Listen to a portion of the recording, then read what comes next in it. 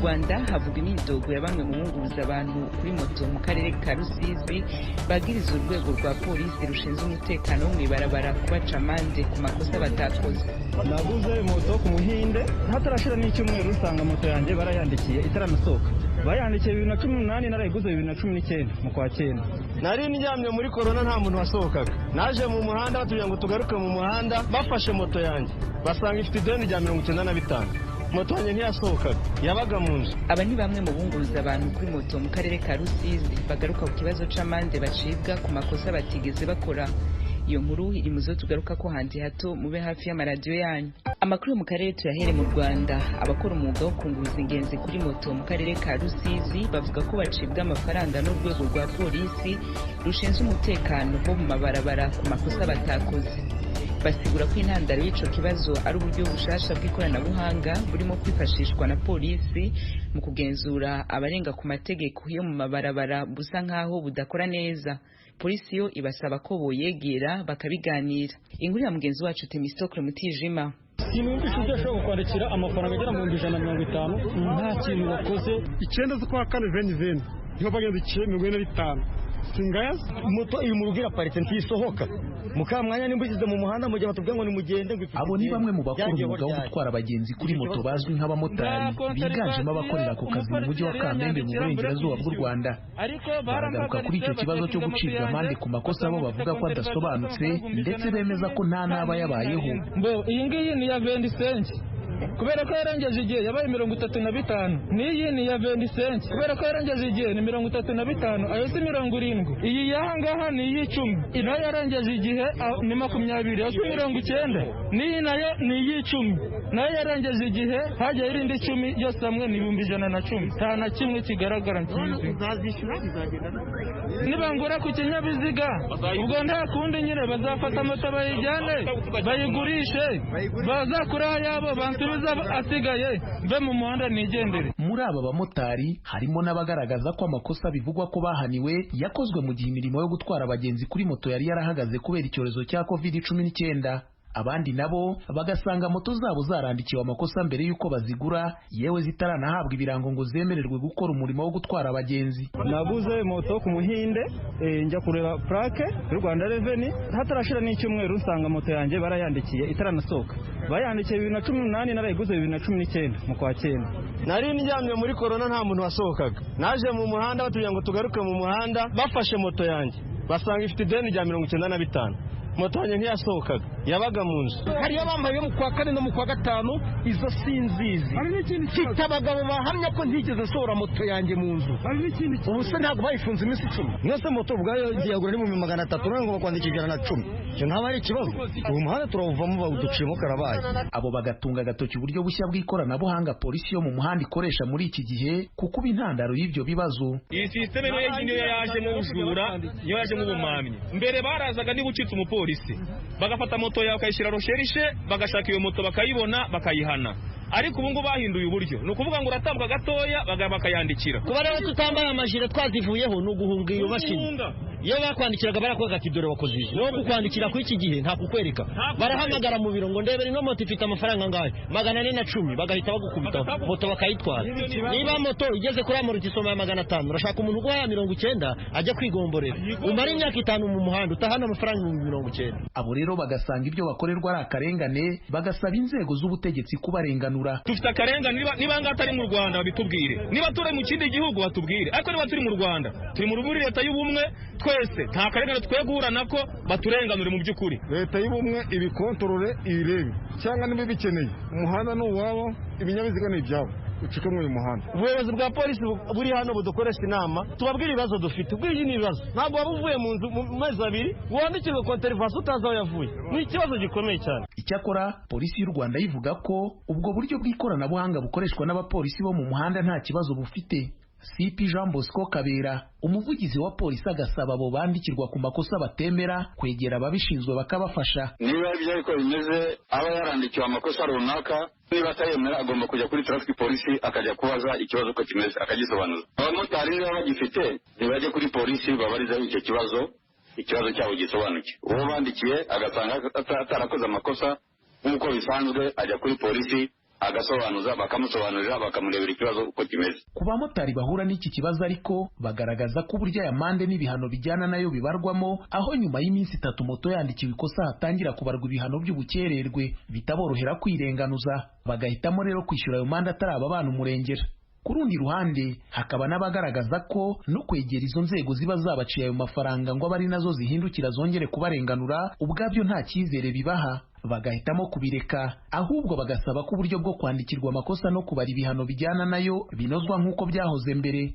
Kugeza ubu mu karere ka Rusizi habarurwa abatwara abagenzi kuri moto banditse mu buryo buzwi bafite n'amakoperative babarizwamo basaga 1200.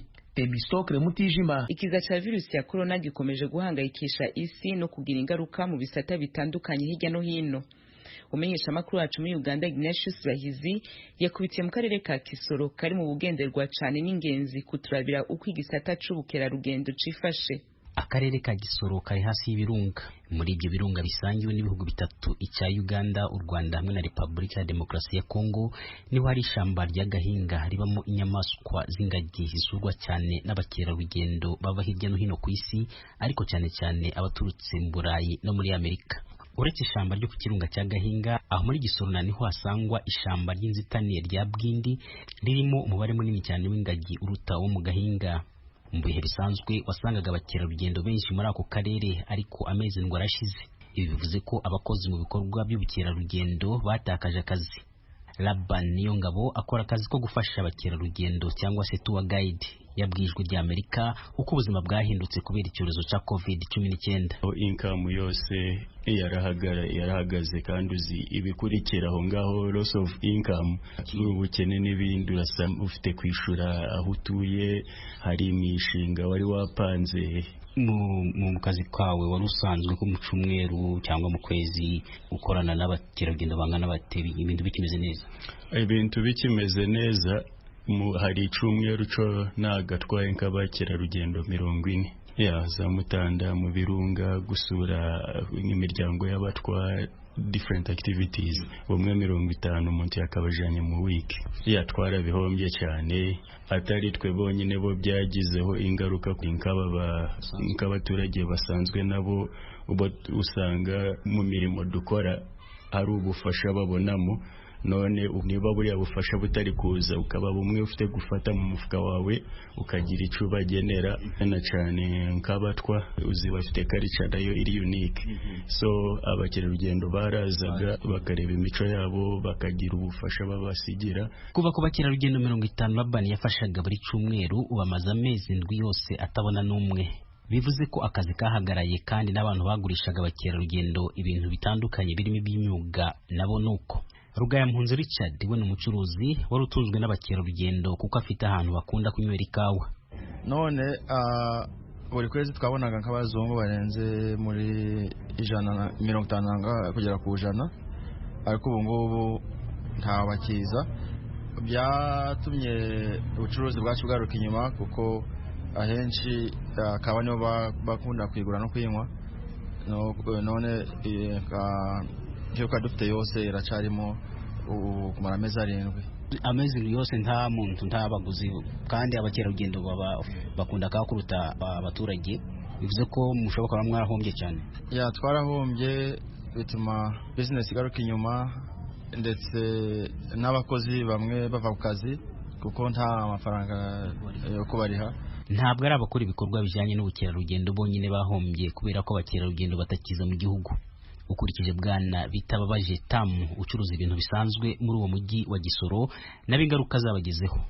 Nukuvuga abazungu iyo baje bagiye kureba ingagi bafite abafashaga, none abafashaga nabo baraza bagure ikintu mu duka yabo nabo ubunyeho. None kuba abakerarugendo bahagaze n'abashuzi twarahumbye, kuko ubucuruzi ni nk'umubunga. Ubucuruzi bufata ahantu henshi, bufata ku muhinzi, bufata ku mukozi wa kavumende, bufata buri kintu cyose. Nikimisha ngo ubuzima bw'abantu benshi n'abacuruzi bwaragaze kubera uburwayi bwa coronavirus. Mu ijambo aherutse kugeza ku banyagihugu rijanye n'icyorezo cya COVID-19 n'ingaruka ku butunzi bw'igihugu, Perezida Museveni wa Uganda yasobanuye ko imipaka yarafunzwe mu rwego rwo kwirinda COVID-19 igiye gufungurwa kimwe n'ibibuga by'indege guhera mu kwezi gutaha. gusa yumvikanishije ko abakerarugendo bazubahiriza amabwiriza leta yabashiriyeho arimo kuza bakora ibipimo bihamya ko batanduye corona aribo bazemererwa mu gihugu bonyine. Kuri Laban iyi ni inkuru nziza cyane. Ni ibyishimo cyane nje nyine ndi kuva wenda uyu mwaka niyo nabona amezi 2 ako nakuramo ntokashobora wenda kuriha ibyo napfiriwe, ariko kuva mu kwa gatatu n'ubu nta income yuri kubona urabona ni ibintu biba bigoye cyane. Yasobuguruye nyamara ni ikintu turi bucishimire cyane cyane. Uganda yakira abakerarugendo b'abanyamahanga bakaba miliyoni 1,500,000 buri mwaka, kandi ibikorwa byose by'ubukerarugendo bitanga akazi ku bantu bangana 6% bari mu rwego rw'abakeneye akazi mu gihugu ukurikije Minisiteri y'Imari, kandi ubukerarugendo nibwo buza kwisonga mu kwinjiriza igihugu umutungo mwinshi uturutse hanze. Ignatius Bahisi.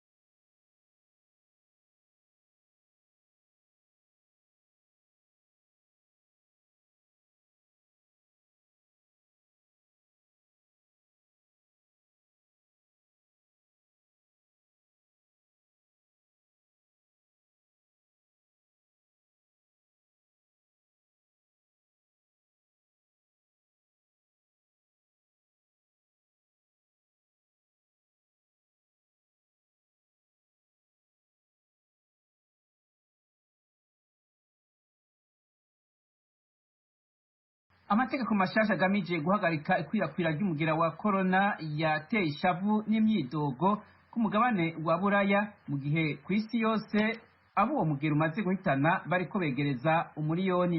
Abanyagihugu barakoze imyiyerekano i Madrid muri Espagne ejo kuimana bidoga ko ingingo nshasha zo guhagarika imirimo zashizweho mu ntumbero yo guhagarika ikwirakwira ry'abandura zivangura kandi zikora cyane ku bice bibamwo abakene. Mu Bufaransa naho abategetsi baridogerwa na bene amazu y'uburiro n'ubunywero yugawe mu gisagara ca Marseille. Ico gihugu cabonye abandura biyongera mu ndwi ziheze, aho kuwa kane n'uwa gatanu handura 16,000 ku munsi.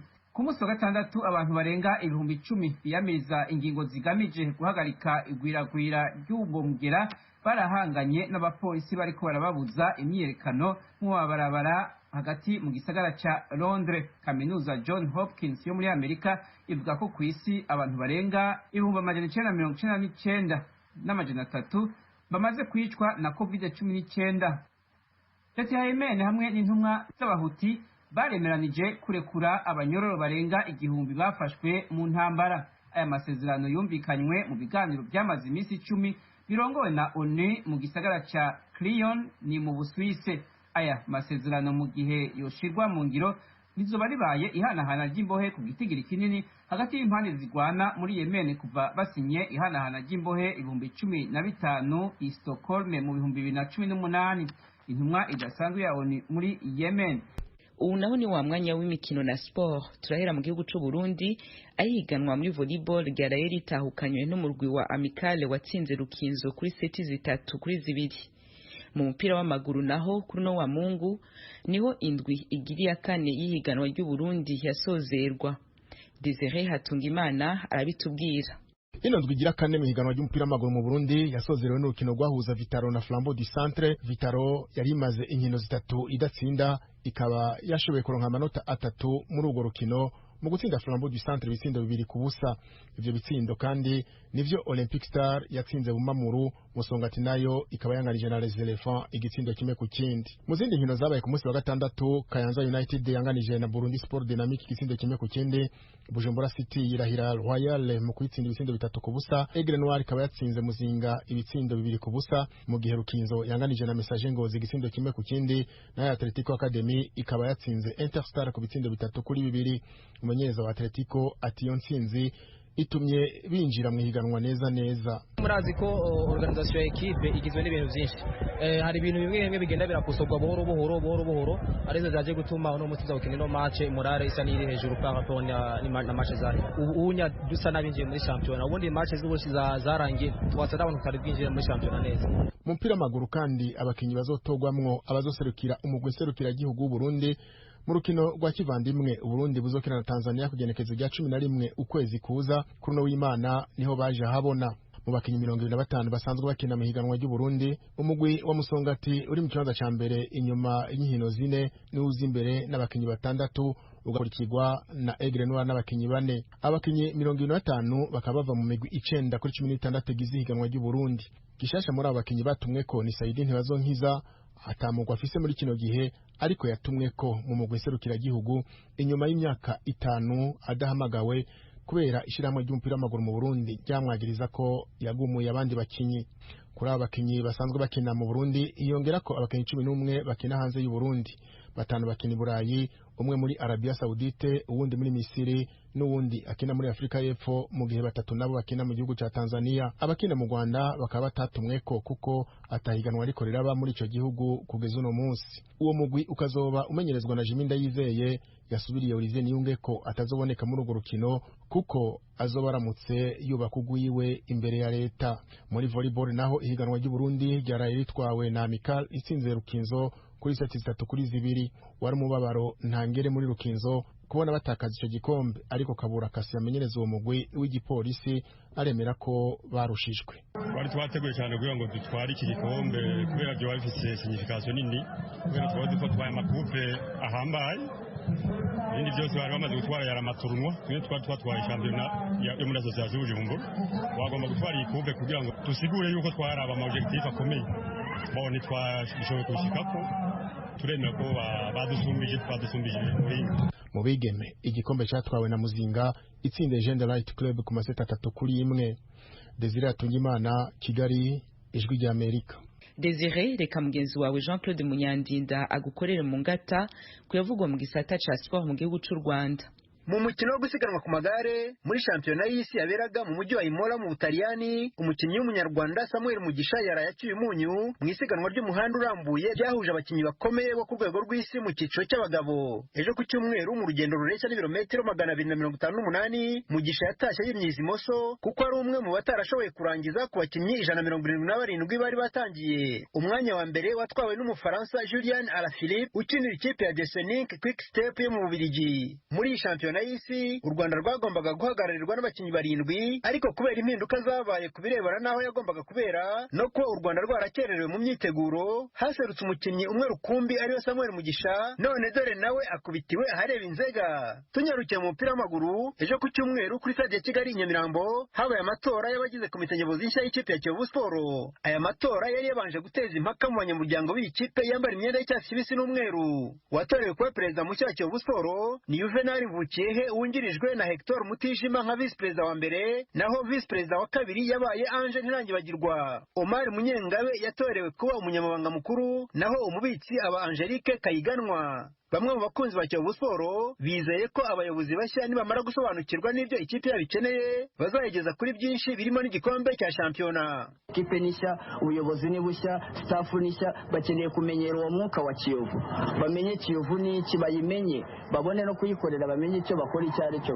Resultat yo mu kibuga, umupira ufite ukuntu utegurwa, ni ibindi Imana ni ikiduha, ni nacyo dushaka, bizaba ari byiza. Ariko niyo kitazi uyu mwaka utaha turimo turabona projection ko ari igikombe kandi birashoboka. Mu ikipe ya Rayon Sport, Abdallah Murenzi wahawe inshingano zo kuyobora mu gihe cy'inzibacyuho kingana n'ukwezi yatangiye urugamba rwo kwivana mu rusobe rw'ibibazo imaze igihe kitari gito yivurugutamo. Mu mpera z'icyumweru gishize ubwo habaga igikorwa cy'ihererekanyabubasha hagati ye na Sadate Munyakazi yasimbuye, Murenzi yavuze ko kuba Rayon Sport nta biro igira ibarizwamo ari ikibazo gikomeye, ariko ngo kigomba gushakirwa umuti byanze bikunze. Duhawe handover mu byo duhawemo, ofisi nta irimo, ariko ni inshingano zikomeye ku buryo twizera neza ko mu minsi mike tuzabagezaho aho tugiye gukorera, kandi ndibaza yuko iyo nenge yanenze rimwe tuzagerageza yuko bitazahubwa kabiri. Sadate Munyakazi wari uyoboye komite nyobozi ya Rayon Sport iherutse guseswa n'urwego rw'igihugu rw'imiyoborere yemeza ko yananiwe guhuriza hamwe abanyamuryango. Icyangoye ni kimwe,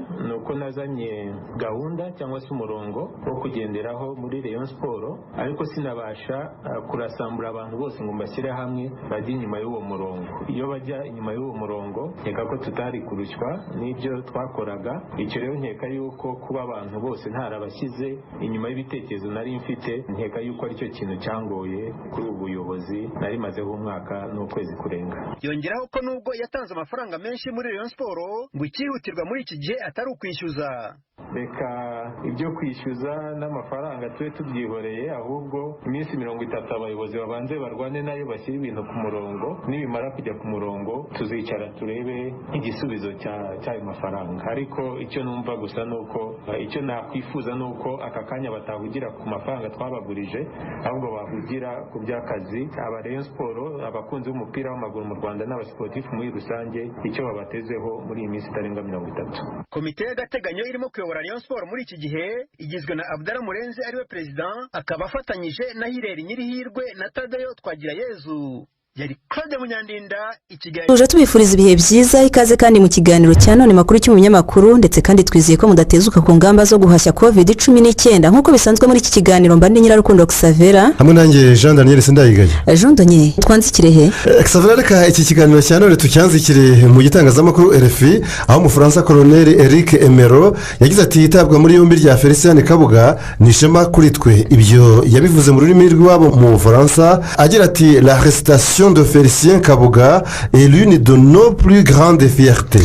Bikuye mu kiganiro kirambuye yagiranye na radio mpuzamahanga y'Abafaransa RFI ejo bundi kuwa kane. Colonel Eric Emero ni umujandarume w'umufaransa, akaba yarayoboye kugeza ku itariki ya 2 z'ukwezi gushize kwa 8 ibiro bikuru bishinzwe kurwanya ibyaha byibasira inyoko muntu, agashami kagizwe n'abashakashatsi barirwa muri 20 mu kijandarume cy'Ubufaransa. Bakaba bashinzwe gushakisha mu Bufaransa abanyabyaha kabuhariwe. Uru rwego ni narwo rwataye muri yombi ku itariki ya 16 Gicurasi uyu mwaka umunyarwanda Felicien Kabuga ufatwa nk'umuterankunga ukomeye wa jenoside yakorewe abatutsi mu Rwanda muri 1994. Colonel Eric Mero anaherutse gusohora igitabo yise mu gifaransa ngo La traque et mon métier, bisobanuye tugenekereje mu kinyarwanda ngo guhiga abanyabyaha niwo mwuga wanjye. Muri icyo kiganiro yagiranye na RFI umunyamakuru yamubajije niba itabwa muri yombi rya Felicien Kabuga wakurikiranyweho kugira uruhare muri jenoside yakorewe abatutsi mu Rwanda ryaba ari kimwe mu byabanejeje mu buryo bukomeye, maze Colonel Emero amusubiza agira ati yego rwose ifatwa rya Kabuga byabaye ibyishimo bikomeye kuri njyewe ubwanjye no ku biro bishinzwe guhiga abanyabyaha muri rusange, kubera ko ari umusaruro w'akazi katoroshye kandi k'igihe kirekire twakoze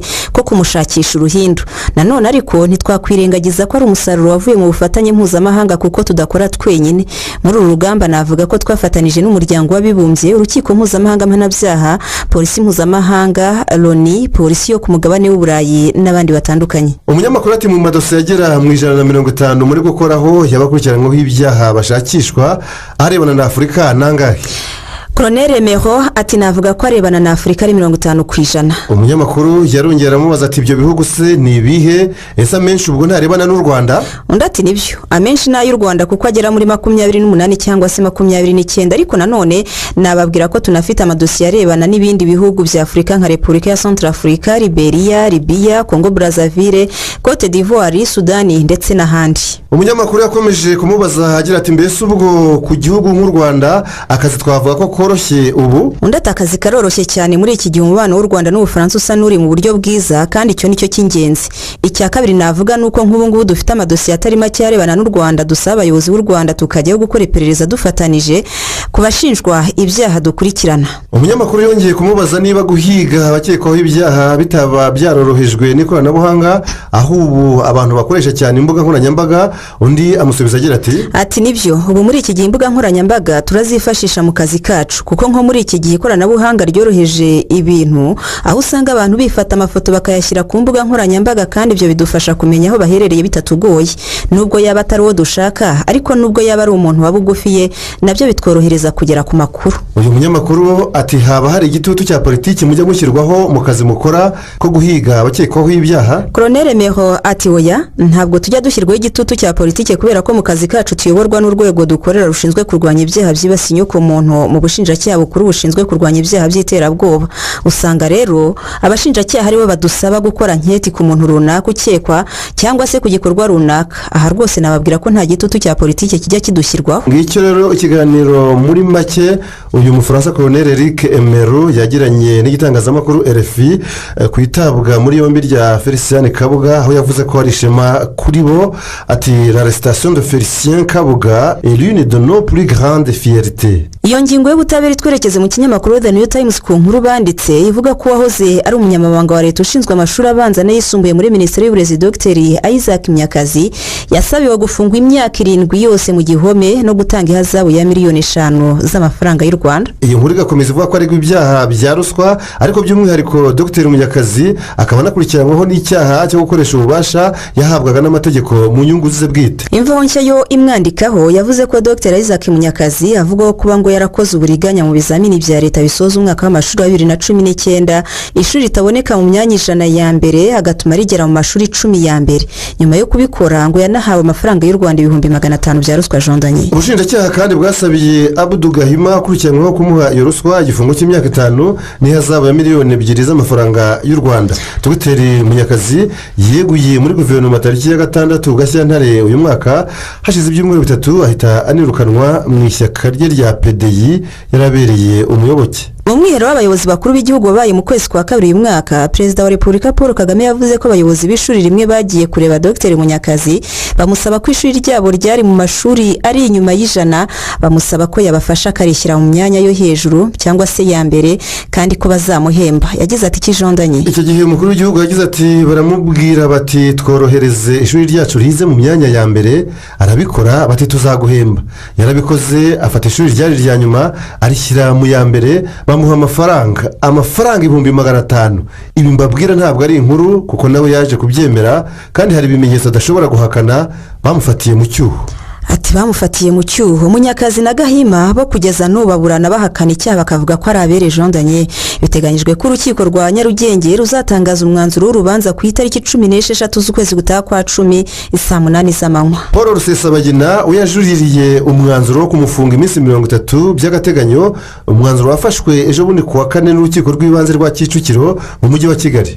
Mbere yo gutangaza uwo mwanzuro, perezida w'inteko y'iburanisha Yankurije Dorothea yabanje kwibutsa ibyaha 13 Rusesabagina akekwa kugiramo uruhare, birimo 7 birebana n'ibikorwa by'iterabwoba na 6 by'ubufatanyacyaha mu byaha byakorewe abaturage bo mu turere twa Nyamagabe, mu murenge wa Kitabi na Nyaruguru mu murenge wa Nyayimata ni mu majyepfo y'u Rwanda. Iyi nkuru yo ku rubuga rwa RBA.co.rw ivuga ko urukiko kandi rwagaragaje ko rwasesenguye n'inzitizi zose zatanzwe n'abunganizi ba Rusesabagina rusanga nta shingiro zifite, harimo n'izo kuba arwaye kuko ngo rwasanze kuburana afunzwe by'agateganyo bitamubuza uburenganzira bwo kujya yivuza. Ivyo ni by'urukiko rwashingiyeho maze rwanzura ko afunga iminsi 30 y'agateganyo, ariko uregwa nawe yahise ajuririra uwo mwanzuro ako kanya. Iyo ngingo tuyiveho, ahubwo tubasomere n'indi nkuru ivuga ko inama ya Goma yagombaga guhuza abakuru b'ibihugu byo mu karere k'ibiyaga bigari n'u Rwanda rurimo yasubitswe. Iyi nama yarasubitswe n'ibyo ibyisubikwa ry'iyi nama byagarutswe n'ibinyamakuru bitandukanye birimo The East African igira iti kijondanye. Great Lakes Region Summit in Goma postponed.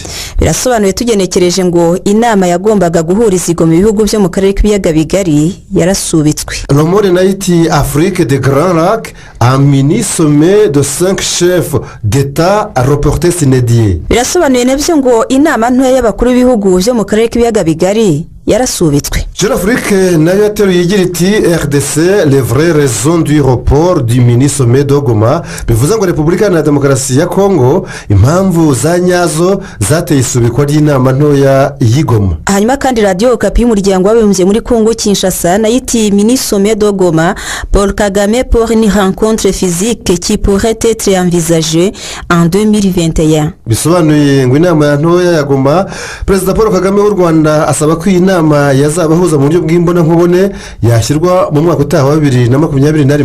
Radio Okapi yanditse ko ibaruwa yatangarijwe ejo bundi kuwa 4 Kinshasa mu rwa mukuru wa Repubulika ya Demokarasi ya Kongo, ndetse iki gitangazamakuru ngo kikanayibonera kopi. Minisitiri w'ububanyi n'amahanga w'u Rwanda yamenyesheje ko Perezida Paul Kagame asaba ko inama nto ya Goma yakorwa mu buryo bw'ikoranabuhanga kubera icyorezo cya COVID-19, hanyuma guhura mu buryo bw'imbona nkubone byo bigashyirwa mu ntangiriro z'umwaka utaha ku itariki yazumvikanwaho n'ibihugu bizayitabira, ariko nabwo ngo hakazitabwa ku buryo icyorezo cya COVID-19 kizaba gihagaze icyo gihe. Radio Okapi ikaba yandika ko iyi baruwa y'u Rwanda yaje nyuma y'uko Minisiteri y'ububanyi n'amahanga ya Repubulika ya Demokarasi ya Kongo igihugu kigomba kwakira iyo nama itangaje ko iyo nama izaba ku itariki 20 muri kwezi kwa 9 igakorwa mu buryo bw'ikoranabuhanga rya video conference. Ikinyamakuru The East African nacyo kigaruka kuri iyi nama cyanditse ko yasubitswe, ariko ikaba yaragomba kuba ku itariki 16 z'uku kwezi kwa 9. Ni inama yagomba guhuza ibihugu by'u Rwanda, Uganda, Burundi, Angola na Kongo Kinshasa nyine yagomba kuyakira. Ikaba kandi inama yagomba kwiga ku bibazo bitandukanye birimo iby'umutekano w'ibihugu by'akarere,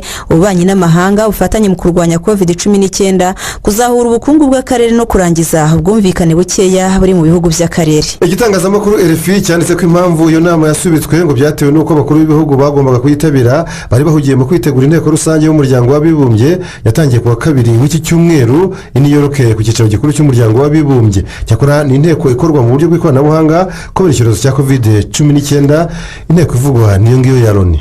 Jeune Afrique nayo yabyanditseho, ariko iterura igaruka ku mpamvu nayo yita izukuri zatumye iyo nama ya Goma isubikwa. Muri izo mpamvu Jeune Afrique ikandikamo ubwumvikane buke mu bihugu bimwe byagomba kuyitabira, ndetse ikanavugamo ibijyanye n'abakuru b'ibihugu bamwe batengushye bakavuga ko batazayitabira. Igatanga urugero kuri Perezida mushya w'u Burundi Evariste Ndayishimiye wandikiye ku itariki ya 8 z'uku kwezi kwa 9 Minisitiri w'ububanyi n'amahanga wa Kongo Kinshasa Marie Ntumbanzeza amubwira ko atazitabira iyo nama, ahubwo agasaba ko ngo habaho inama yahuza igihugu cye cy'u Burundi n'icya Kongo Kinshasa, kandi nabwo ngo ikaba ku rwego rwa za Minisitiri z'ububanyi n'amahanga. Dukomeza n'iki kiganiro Xavera duhindura n'ingingo, aho abadepite batunguwe no kubona heke yarahaye buruse abanyeshuri babaringa barimo n'uwapfuye. Nawe ibaze. Turabisoma mu gitangazamakuru kigali-today.com cyanditse ko muri gahunda yo kumva ibisobanuro ku bigo byagaragayemo imicungire mibi y'umutungo wa gatatu w'iki cyumweru PAC yatunguwe yatunguwe no kubona abayobozi mu nama nkuru y'uburezi heke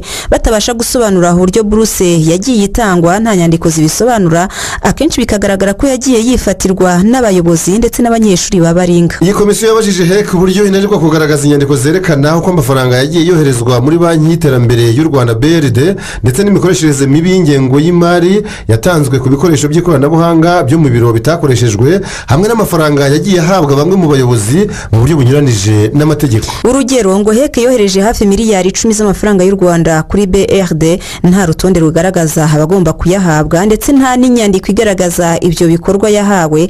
urwego rw'umugenzuzi mukuru w'imari ya leta mu bihe byo kugenzura imikoreshereze y'umutungo w'igihugu miliyari 5.3 z'amafaranga y'u Rwanda yo yaragenewe abanyeshuri biga mu mahanga ariko ntiyagaragarijwe inyandiko. uwahoze ari umuyobozi wa heke Emmanuel Muvunyi yasobanuye ko ibyo byatewe n'uko abanyeshuri biga mu mahanga bahabwa buruse bakererewe gutanga ibisabwa byose muri raporo z'imari, ariko abadepite bakibaza uburyo heke yatanga amafaranga nta nyandiko yaba y'ikoranabuhanga soft cyangwa se yanditse ku mpapuro ibi bita hard. icyatangaje abadepite cyane ariko Jean Danyingo ni amakuru y'uburyo heke yatanze miliyoni zirenga 40 z'amafaranga y'u Rwanda muri kaminuza y'u Rwanda ku banyeshuri 16 batiga ndetse harimo n'umwe wapfuye kera cyane. umuyobozi wa heke Dr Rose Mukankomeje yemeye aya makosa avuga ko habaye ikibazo cyo guhuza amakuru cyatewe no kubura abakozi bahagije, ariko avuga ko gahunda ihamye ari ugushyiraho uburyo bumwe bwa buruse buzakusanyiriza amakuru yose ahantu hamwe kandi bikajya bigerwaho icyarimwe n'inzego zose zifite uruhare muri iyo gahunda. ibyanditswe ku Rwanda reka tubyanzure kuri iyi foto yahererekanijwe bigatinda ku mbuga nkoranyambaga zo muri iki cyumweru. Jean Danyimva aho nshyanditse kuri iyi foto maze igira iti ifoto ya Perezida Paul Kagame yatereye umwuzukuru yanyuze benshi. ku ikubitiro umukuru w'igihugu Paul Kagame niwe watangaje iyo foto ateruye umwuzukuru we wa mbere wakiranywe urugwiro rudasanzwe mu muryango, avuga ko yagize ibihe byiza ubwo yari kumwe n'uwo mwana uhebuje. ku rukuta rwe rwa Twitter Perezida Paul Kagame yashyizeho iyo foto ateruye umwuzukuru we maze ayiherekesha amagambo agira ati Jean Danye I had the most restful weekend with this little wonderful human being. Bless. mbese ati nagize ikiruhuko kiruta ibindi mu mpera z'icyumweru ndi kumwe n'uyu muto utangaje mu biremwa muntu. Xavera nyuma yo gutangaza iyo foto ku mbuga nkoranyambaga benshi mu bakurikira Perezida Kagame kuri Twitter barenga miliyoni 2 bakomeje kugaragaza uburyo bifatanije nawe muri uwo munezero wo kugira umugisha udasanzwe mu muryango. bamwe muri bo bayikwirakwije ku mbuga nkoranyambaga zabo, abandi batanga ibitekerezo byagarutse ku buryo umuryango wa Perezida Paul Kagame wabonye umwuzukuru mu gihe gikwiye, ari nako bakomeza kumusabira imigisha myinshi ituruka ku buryo nawe ngo adahwema guharanira ibyiza by'abaturarwanda ayoboye. umwe muri bo yagize ati binkoze ku mutima kubona mbaye umuhamya w'ibihe byiza mugize mu buzima, ni impano wahawe uyikwiriye nyakubahwa. Imana ikomeza kukugwiriza ibihembo by'uburyo witanga utizigama uharanira imibereho n'ubuzima bwiza by'abaturage uyoboye. Undati mu by'ukuri nk'abanyarwanda dufite amahirwe yo kuba tuyobowe n'umuyobozi ureba kure Paul Kagame. Perezida wacu ntatubwira ibyo dukora ahubwo atwereka uburyo bikorwamo, ubwo ni ubudasa bwa perezida wacu. Mu kiganiro aherutse kujyana n'urwego rw'igihugu rw'itangazamakuru RBA, Perezida Kagame yabwiye umunyamakuru ko uyu mwuzukuru we ari umukobwa.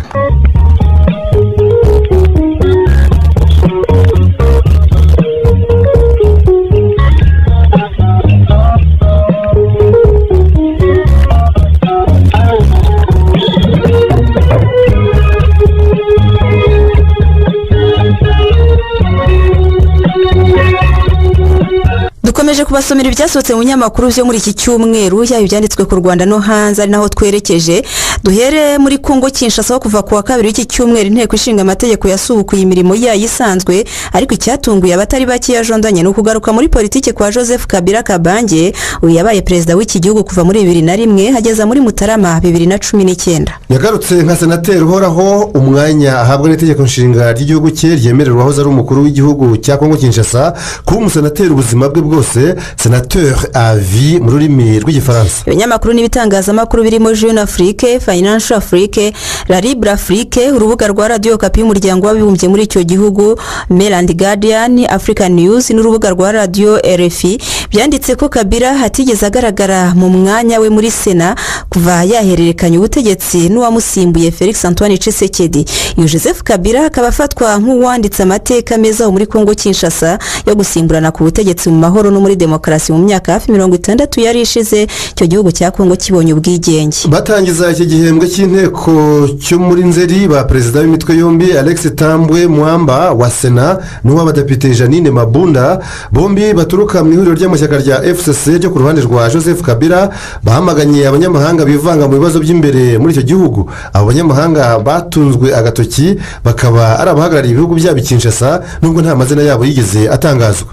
Amazina yabo yatangajwe ku bwa perezida wa Sena ngo umutekano ni buzi imbere y'ibindi byose ku baturage ba Kongo, bityo hagasaba guverinoma gukoresha uburyo bwose bushoboka maze ikibazo cy'umutekano muke kikavugutirwa umuti by'umwihariko mu burasirazuba bw'igihugu. Ku ruhande rwa presidente w'abadepite Madamu Mabunda we yasabye guverinoma kwibutsa abahagarariye ibihugu byabo muri Kongo batitaye ku gitinyiro cyabo ko imirimo yabo ibategeka kutivanga mu bibazo bwite by'igihugu barimo. Iyi nkuru kandi ikomeza ivuga ko intumwa za rubanda zo zishimiye kwicarana mu nteko ishinga amategeko na Joseph Kabila kuko ngo ni ikimenyetso cy'ubwiza bwa demokarasi yo muri Kongo. Bamwe bati Joseph Kabila yeretse amahanga yose ko yishimiye kuba senateri, ibintu bivuguruza bahoraga bamukekera kuba mu mugambi wo kuzasubira ku butegetsi muri 2023 ubwo hazongera kuba amatora y'umukuru w'igihugu. Hari n'abandi ariko batamushira amakenga Jean Daniel bakavuga ko bwaba ari uburyo yahisemo bwo kuzanyura mu nteko ishinga amategeko yiganjemo abo ku ruhande rwe maze agahindura uburyo bwo gutora umukuru w'igihugu bikajya bikorwa n'inteko ishinga amategeko. Gusa impaka kuri ingingo zo ziracyari urudaca. Iyi nkuru ikanzura ivuga ko kitazibagirana mu mateka ya Kongo ariko senateri Kabila w'imyaka 49 y'amavuko yavuye ku butegetsi tariki ya 24 Mutarama 2019 nyuma y'imyaka 18 yari abumazeho. Ibyo tubiviyeho General Musa Traoré wabaye perezida wa Mali mu myaka isaga 20 yashyinguwe ku munsi w'ejo kwa gatanu mu kigo cyahoze ari ikingabo zirwanira mu kirere Bamako mu murwa mukuru wa Mali. Iyi nkuru dusoma muri The Africa Report, Washington Post, Made Africa Times, Le Parisien, Le Monde, The Guardian no muri Jeune Afrique igatangira Xavera yibutsa ko Musa Traoré yapfiriwe mu rugo ku wa kabiri w'iki cyumweru afite imyaka 83 y'amavuko. Agatsiko ka gisirikare kamaze ukwezi ku butegetsi aho muri Mali kakaba kayobowe na Colonel Assimi Goïta kahise gashyiraho iminsi 3 y'icyuna muhereye ku wa gatatu w'iki cyumweru. Musa Traoré yanditse amateka mu gihugu cye yo kuba uwa mbere wafashe ubutegetsi ku ngufu za gisirikare muri kudeta yakoze mu 1968 hashize imyaka 8 gusa icyo gihugu kibonye ubwigenge. Ubutegetsi yabukuyeho perezida wa mbere wa Mali yigenga ariwe Modibo Keïta. Ayo mateka ariko yaranamukurikiranye kubera ko mu 1991 nawe yaje gukorerwa mu kebu nk'ako yagereyemo mugenzi we maze hakorerwa kudeta kurwa ku butegetsi. Yaje kandi gukatirwa igihano cy'urupfu nyuma yo guhamwa n'icyo cyaha cyo guhirika ubutegetsi bwa Modibo Keïta yabusimbuyeho. Yakora muri 2002 yaje guhabwa imbabazi n'uwari perezida wa Mali icyo gihe Alpha Oumar Konaré. Urupfu rwe kandi rwanahuriranye n'ibihe by'uko aho muri Mali hari hashize iminsi mike hakozwe kudeta ya kane kuva icyo gihugu cyabona ubwigenge mu 1960. Iyo kudeta ya kane yakozwe n'abasirikare barangajwe imbere na Colonel Assimi Goïta bakoraho perezida Ibrahim Boubacar Keïta bita Ibeka mu mpine. Hari ku itariki ya 18 Kanama 2020 bivuze ko ukwezi nyine kuzuye. Bahoze ari abakuru b'igihugu cya Mali bagaragaye mu muhango wo kumusezeraho bwa nyuma harimo Hamadou Toumani Touré bita Atete, uyu kandi ni nawe wamukoreye kudeta mu 1991 ategeka kanya gato ya kugeza mu 1992 ubwo habaga amatora yegukanywe na Alpha Oumar Konaré. Atete yaje kujya ku butegetsi binyuze mu matora yo muri 2002 yageza muri Werurwe 2012 niwe perezida wa gatatu wa Mali yigenga. Abajijwe impamvu yaje guherekeza we yahiritse ku butegetsi bwana Atete y'imyaka 71 y'amavuko yavuze ati kijondanye. Yagize ati amateka niyo yashatse ko biba bityo ariko sinashoboraga kuhabura ngo nifatanye n'umuryango we muri aka kababaro. Kuri iyi si niko bigenda, umwana w'umuntu arateganya, Imana ikaba ariyo igena uko ishaka. Nuko yabivuze. Ubwo dukomeje kandi kuri Mali jondanye dusomere abadukurikiye n'iyi nkuru iri muri L'Actualité du Mali no muri France 24 ivuga ko umuryango wa Afrika yunze umwe ukomeje kotsa igitutu agatsiko ka gisirikare kayoboye muri iki gihe Mali kugira ngo kemere gushyiraho inzibacyuho iyobowe n'umusivili. Ejo bundi kuwa kane nibwo akanama k'uyu muryango gashinzwe amahoro n'umutekano kateranye mu buryo bw'ikoranabuhanga ry'iyakure kongeye gushimangira icyifuzo cya Afrika yunze ubumwe cyaje cyuzuza cya CEDEAO ari wo muryango w'ubukungu bw'akarere k'ibihugu bya Afrika y'Uburengerazuba unakurikiranira hafi ibyo muri Mali nk'umunyamuryango wawo. Iyo nzibacyuho ikaba yamara umwaka n'igice ariyo mezi 18 Xavera. Iyi miryango yombi Afrika yunze ubumwe na CEDEAO ikaba isaba ko hajyaho bidatinze inzibacyuho iyobowe n'umusivili kandi itegeko nshinga rigasubizwaho. Mu kwezi gushize ku itariki ya 19 mbese umunsi umwe habaye kudeta Afrika yunze ubumwe yahagaritse Mali nk'umunyamuryango wayo. Ariko hari abasesengura iby'iki gitutu gikomeje kotswa Mali bagasanga ari uburyo buri gukoreshwa n'abakuru b'ibihugu bya Afurika kugira ngo berekane ko nta wakwemera kudeta nk'inzira y'ubusamo yo kugera ku butegetsi muri Afurika. Kuri bo kandi ngo ni n'uburyo bwo gukumira ko uwo muco wa za kudeta utakomeza kuba gikwira ku mugabane wose muri iki kinyejana cya 21. Ukwezi kose rero kuruzuye aho muri Mali habaye kudeta, ari nako imiryango inyuranye n'amahanga bikomeza kotsa igitutu abayikoze ngo basubize ubutegetsi mu maboko y'abasivili. Ubu ikibazo kibazwa noneho ni iki ngiki, bizagenda bite mu gihe agatsiko kafashe ubutegetsi kaba kimye amatwi abagashyiraho igitsure? Bizagenda bite se koko? Ibinyamakuru n'ibitangazamakuru bikavuga ko ari ikibazo cy'ingorabahizi jondanye, dore ko aka gatsiko ko kifuza inzibacyuho iyobowe n'umusirikare. Umwe mu bakandida batatu bari bahagarariye Afurika mu bakandida 8 bo mu gikorwa cyo gushakisha umuyobozi mukuru w'umuryango mpuzamahanga w'ubucuruzi yasezerewe. Uwo ni umunyamisiri Abdel Hamid Mahmoud wavanyemo muri iri jonjora rya mbere n'abandi bakandida bo muri Mexique na Moldova. Ubwo bivuze iki jondanye? Ibinyamakuru bya Economist, Financial Times, Huffington Post na Bloomberg bikandika ko bivuze ko hasigayemo abakandida 5, harimo 2 bo muri Afurika bahatanira kuzavamo umwe kuzasimbura umunyabrazil Roberto Azevedo wayoboraga uyu muryango mpuzamahanga w'ubucuruzi kuva muri 2013 ubwo yasimburaga umufaransa Pascal Lamy. Gusa uyu munyabrazil Roberto Azevedo yeguye ku mirimo ye tariki ya 31 y'ukwezi gushize, habura umwaka umwe ngo manda ye ya kabiri y'imyaka 4 igere ku musozo wayo.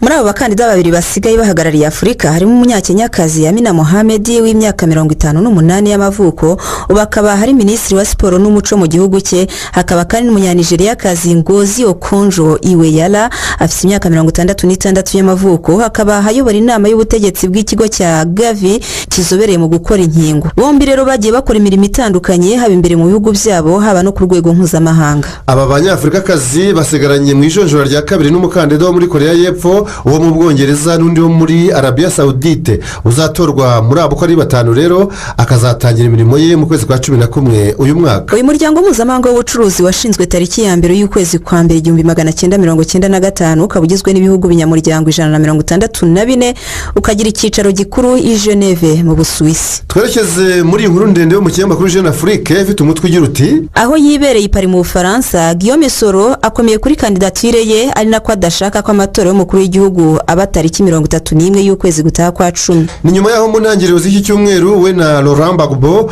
bangiwe kuzahatana muri ayo matora. Urukiko rurinda itegeko nshinga rya Cote d'Ivoire nijoro rwashunguye amadosiye y'abantu 44 bari basabye kuziyamamaza, maze rukuramo abantu 40 barimo Guillaume Soro wakoze imirimo itandukanye nko kuba perezida w'inteko ishinga amategeko ya Cote d'Ivoire kuva muri 2012 kugeza muri 2019, akaba ndetse yarabaye minisitiri w'intebe icyarimwe na minisitiri w'ingabo kuva muri 2011 kugeza muri 2012. Undi wangiwe ni Laurent Gbagbo wabaye perezida wa Cote d'Ivoire kuva mu Kwakira kwa 2 kugeza muri Mata 2011 ubwo yafatwaga akajya gufungirwa irahe ku cyicaro cy'urukiko mpuzamahanga mpanabyaha ICC. Muri Mutarama 2019 yaje kugirwa umwere ku byaha byibasiye inyoko muntu yakekwagaho mu mvuru zakurikiye amatora yo mu mpera za 2010 aho yanze kwemera ko yatsinzwe na Alassane Dramane Ouattara.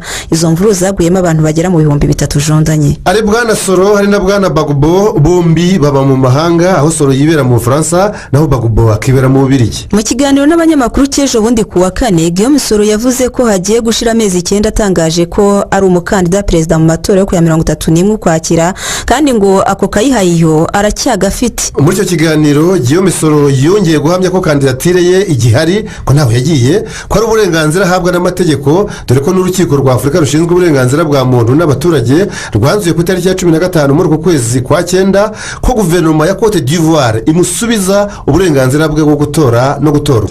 Yongeye kandi guhamagarira abaturage b'igihugu cye guhagurukira rimwe bakamagana kandidatire ya Alassane Dramane Ouattara uri muri 4 bemerewe kuzahatana mu matora yo ku ya 31 Ukwakira. Aya Guillaume Soro nyine avuga ko atifuza kwaba kuri iyo tariki. Si Guillaume Soro wenyine wamaramajije mu kurwanya kandidatire ya Ouattara, kuko n'abambari ba Laurent Gbagbo bibumbiye mu ishyaka rya EDS Ensemble pour la démocratie et la souveraineté bambariye gukora imyigaragambyo yo kwamagana kandidatire ya perezida Alassane Dramane Ouattara bita ado mu magambo ahinnye wemerewe gukomeza guhatanira indi manda hashingiwe ku itegeko nshinga ryavuguruwe muri 2016 aho rivuga ko agomba gutangira nk'umuntu mushya ushaka kujya ku butegetsi nubwo we abumazeho manda ebyiri. Iyi nkuru ya Jeune Afrique kuri Guillaume Soro ikanzura igaragaza uburyo bwana Soro wahoze hanenga perezida wa France Emmanuel Macron uburyo yitwara mu bibazo bya Cote d'Ivoire ngo yaba noneho asigaye amushima uburyo yabwije ukuri Ouattara ubwo yamwakiraga ku meza yo muri presidence y'Ubufaransa l'Elysée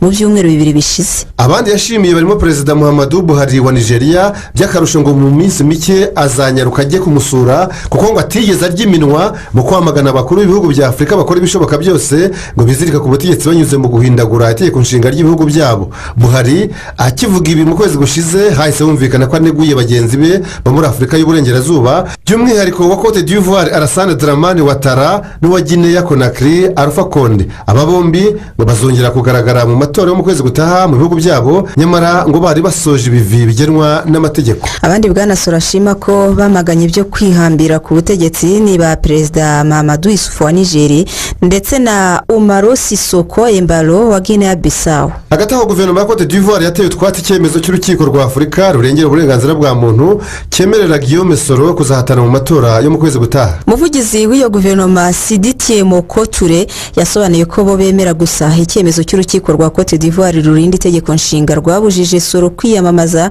kubera ko yakatiwe n'inkiko zo muri icyo gihugu ngo ni nacyo kandi urwo rukiko rwashingiyeho rwangira Laurent Gbagbo kuzahatana nawe muri ayo matora. Bwana Sidiki Moko Touré akagira ati abantu bakwiye kwirinda gutekereza ko uburyo inzego z'ubutegetsi zikoramo bugomba guturuka mu mahanga. Cote d'Ivoire yikuye muri urwo rukiko nyafurika rw'uburenganzira bwa muntu mu kwezi kwa 4 uyu mwaka. Nanone kandi jondanye ngo abantu bakwiye kwibuka ko Alassane Dramane Ouattara yatoranyijwe n'ishyaka rye kugira ngo habe ari usimbura ari kuzarihagarara muri ayo matora ari we Amadou Goni Coulibaly wari minisitiri w'intebe akaza gupfa bitunguranye mu kwezi kwa 7 uyu mwaka. Tukiri muri iki kinyamakuru cya Jeune Afrique tunabasomere n'iyi nkuru ivuga ku mubano wa Afurika n'Uburayi cyane cyane ku nama ihuza imigabane yombi yari iteganijwe ku matariki ya 28 na 29 mu kwezi gutaha kwa 10 ikaba yarimuriwe mu mwaka utaha wa 2021. Iki kinyamakuru gitangira inkuru yacyo kivuga ko kwimurwa kw'iyi nama bibaye umwanya mwiza kuri Afurika wo kuyifasha kwihutisha dosiye y'isoko rusange kuri uyu mugabane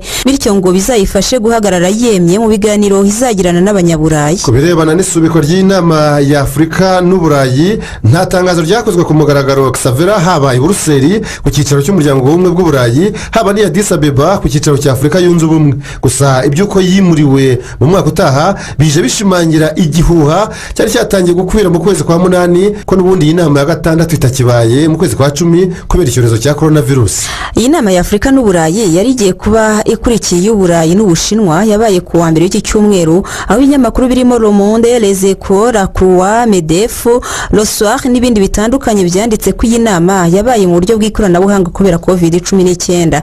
Kuri nama kandi yasimbuye yagomba kuba yarabereye Leipzig mu Budage ariko ikaza gukomwa mu nkokora n'icyo cyorezo cyari kigeze ku isi gihereye mu Bushinwa mu mpera za 2019. Ibi binyamakuru byishimiye uburyo impande zombi ngo zari zihagarariwe aho Ubushinwa bwari buhagarariwe na perezida wabwo Xi Jinping naho umuryango w'ubumwe bw'Uburayi ukaba ruhagarariwe n'abayobozi babo barimo Charles Michel perezida w'inama y'uwo muryango na Madame Ursula von der Leyen presidente wa komisiyo yawo hiyongereyeho na chancelier w'Ubudage Angela Merkel nk'igihugu cyari kwakira iyo nama iyo iza kuba mu buryo busanzwe. Ngo muri iyi nama n'Ubushinwa Uburayi bwerekanye ko ari ubusirimu cyane ko atari ngombwa ko abakuru b'ibihugu byose by'umuryango wabo no kuvuga umuryango w'ubumwe bw'Uburayi bitabiriye iyo nama baganira n'umuntu umwe wo mu Bushinwa Xi Jinping. Aha kandi naho n'ibindi binyamakuru nka Sirete Afrique, L'Africain na La Tribune byariye byibaza niba Afurika itakura isomo muri iyo nama jandanye maze Afurika yahura n'Ubushinwa igahagararirwa muri iyo nama n'ubuyobozi bw'umuryango wa Afurika yunze ubumwe aho kuba abakuru b'ibihugu byose bya Afurika bahura n'Ubushinwa. Ibi kandi ni nako byagakwiye kujya bigenda no hagati ya Afurika n'Uburayi kuko Uburayi buba buhagarariwe n'abayobora inzego z'umuryango wabo bityo ngo na Afurika yakagombye kubihagarariwe gutyo mu nama ihuza iyo migabane yombi. Yewe ngo ni nako bikwiye kuba byagenda hagati ya Afurika na Leta Zunze Ubumwe za Amerika, hagati ya Afurika n'Uburusiya, hagati ya Afurika na Turukiya, hagati ya Afurika n'Ubuhinde no hagati ya Afurika n'Ubuyapani. dusoreze kuri iyi nkuru idasanzwe. Xavera yatangiye kuba kimomo mu Rwanda guhera mu gitondo cy'ejo bundi ku wa kane ku ikigo cy'igihugu cy'ubushakashatsi n'iterambere ry'inganda NIRIDA cyatumije imashini ikora umutobe gihabwa ikora igikoma. iyi ni inkuru yatunguye kandi itangaza buri wese jondanye wayumvise n'uwayisomye mu binyamakuru no ku mbuga nkoranyambaga. nko mu mvaho nshya iyi nkuru bayihaye umutwe ugira uti NIRIDA yatumije imashini ikora umutobe ihabwa ikora igikoma. muri Rwanda Tribune nabo bati NIRIDA yatumije imashini ikora umutobe bayihangika ikora igikoma. iyi nkuru ya Rwanda Tribune n'imvaho nshya igatangira ivuga ko ubwo abayobozi ba NIRIDA bitabwa komisiyo y'abadepite ishinzwe gukurikirana imikoreshereze y'imari n'umutungo by'igihugu PAC kugira ngo batange ibisobanuro ku mikoreshereze mibi y'imari n'umutungo bya leta nk'uko byagaragaye muri raporo y'umugenzuzi mukuru w'imari ya leta ya 2018-2019 ngo bagowe no gutanga ibisobanuro ku buryo icyo kigo cyatumije mu mahanga imashini yagombaga gukora umutobe hanyuma ikaza guhindukamo ikora umutobe w'inteme umeze nk'igikoma gifashe. umutobe w'inteme nyine umutobe nyine w'ibitoki byatemye ni agatangaza ka wa mugani w'umunyarwanda. ibisobanuro babitangaga hakoreshejwe ikoranabuhanga jondanye mu rwego rwo kwirinda icyorezo cya COVID-19. iyi nkuru igakomeza ivuga ko mu mwaka wa 2017 haribwo iki kigo cya NIRIDA cyakiriye imashini zagombaga gukora uruganda rutunganya umutobe w'ibitoki mu karere ka Rwamagana harimo iyo yo gutunganya umutobe ukurwamo divayi. iyo mashini ngo ikigezwa mu Rwanda yarageragejwe bigaragara ko ikora neza ariko nyuma ngo byaje kugaragara ko yaje kugikora noneho umutobe ufashe nk'igikoma udashobora kuvamo divayi yari ikenewe. abagize PAC basabye NIRIDA gusobanura impamvu yatinze gushyira mu bikorwa umushinga wa Banana Rwamagana watwaye miliyari 1 na miliyoni 198 z'amafaranga y'u Rwanda ukaba waragombaga gutunganya umutobe ukomoka ku bitoki. babajije n'impamvu ibikoresho bishobora kumara imyaka bidakora icyo byagenewe. ubuyobozi bw'agateganyo bwa NIRIDA jondanye bwasobanuye ko byatewe n'inyubako zatinze kubakwa ariko nyuma ngo hashyizwemo ibikoresho hakorwa n'igeragezwa ariko umutobe wa nyuma ngo ntiwaboneka kubera ko bimwe mu bikoresho byari bihari bitari bifite ubushobozi. imashini yagombaga gukora umutobe igira ubushobozi bukeya bwo gukora igikoma. ubwo buyobozi bwa NIRIDA Xavera bwagize buti imashini zatumijwe zarahageze. imashini yagombaga gukora litiro 28,000 ku munsi igira ubushobozi buke hanyuma babishinzwe barazigenzura aho kugira ngo umutobe usohoke hakaza igikoma gifashe. twumvaga uruganda ruzabona umutobe biturutse ku gikoma ariko ntibyashoboka. ntabwo byashobotse ko igikoma kivamo umutobe wifuzwaga. hagati aho ubuyobozi bwa NIRIDA bwijeje PAC kuko ukwezi kwa 9 kuzajya kurangira uruganda rukora iby'igikoma bitakibarizwa muri urwo ruganda. iby'igikoma bitakibarizwa muri urwo ruganda mbese igikoma cyarasimbuwe n'umutobe. ngayo nguko reka tubashimire cyane kubana natwe muri iki kiganiro.